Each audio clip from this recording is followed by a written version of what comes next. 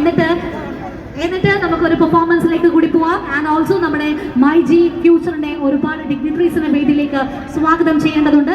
ഇപ്പോൾ ഹണിക്ക് എന്താണ് പറയാനുള്ളത് നമുക്ക് പെട്ടെന്ന് കേൾക്കാം. അങ്ങനെ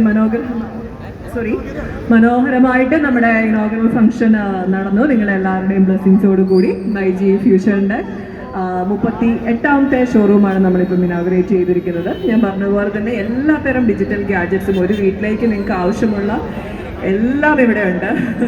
ധൈര്യമായിട്ട് വീട് വെക്കാൻ പ്ലാനുള്ള ആരെങ്കിലും ഒക്കെ ഉണ്ടെങ്കിലും അല്ല എന്ത് ഗാഡ്ജറ്റ്സ് വാങ്ങിക്കാനാണെങ്കിലും ധൈര്യമായിട്ട് ഇങ്ങോട്ട് തന്നെ വരാം.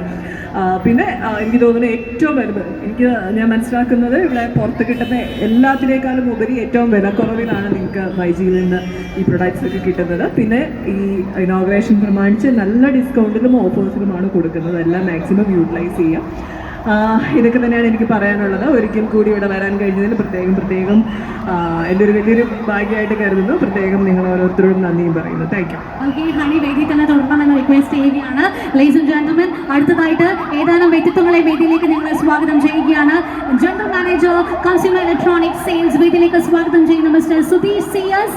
നല്ലൊരു ക്രെഡിറ്റ് നൽകിക്കൊണ്ട് അദ്ദേഹത്തെ വേദിയിലേക്ക് ഇൻവൈറ്റ് ചെയ്യുകയാണ്. Let me invite mister Sijo James, business head. അദ്ദേഹത്തെയും വേദിയിലേക്ക് നിറഞ്ഞ സ്നേഹത്തോടു കൂടി ഞങ്ങൾ ക്ഷണിക്കുന്നു. And IT business head MyG mister Anil വേദിയിലേക്ക് എത്തിച്ചേരണമെന്ന് റിക്വസ്റ്റ് ചെയ്യുകയാണ്.